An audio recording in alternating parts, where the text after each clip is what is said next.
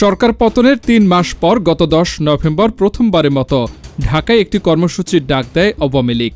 নিজেদের official Facebook page থেকে post দিয়ে নেতাকর্মীদের ওই কর্মসূচিতে অংশ নেওয়ার আহ্বান জানায় দলটি।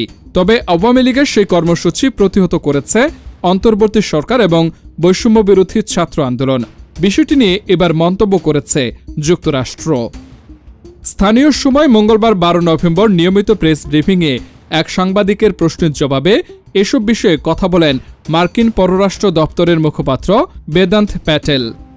ড ইউনূসের সমর্থকরা এর আগে বাক ও সমাবেশের স্বাধীনতার পক্ষে কথা বলেছে উল্লেখ করে ওই সাংবাদিক প্রশ্ন করেন, ১০ নভেম্বর ঢাকায় একটি রাজনৈতিক সমাবেশে আওয়ামী লীগ কর্মীদের বাধা দেওয়ার সাম্প্রতিক পদক্ষেপকে মার্কিন যুক্তরাষ্ট্র কিভাবে দেখছে। ড ইউনূসের নেতৃত্বাধীন অন্তর্বর্তী সরকারের জন্য যুক্তরাষ্ট্রের কাছে কোনো বার্তা আছে কিনা তাও জানতে চান তিনি।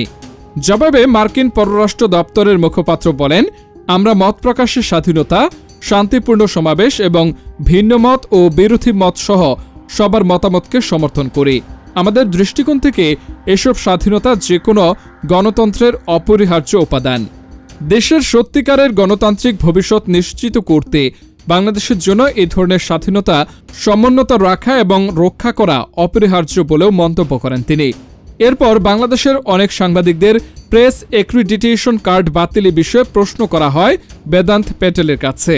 ওই সাংবাদিক প্রশ্ন করেন, সাম্প্রতিক এক প্রতিবেদনে বলা হয়েছে তারা অ্যাসোসিয়েটেড প্রেসের ব্যুরো চিফ সহ বাংলাদেশের ১৮৪ জন সাংবাদিকের প্রেস ক্রেডেনশিয়াল বাতিল করেছে। এমন পরিস্থিতিতে বাংলাদেশের সাংবাদিকদের নিরাপত্তার অধিকারকে সমর্থন করার জন্য এবং সংবাদপত্রের স্বাধীনতার ওপর এই হস্তক্ষেপ মোকাবিলায় যুক্তরাষ্ট্র কি কোনো পদক্ষেপ বিবেচনা করছে?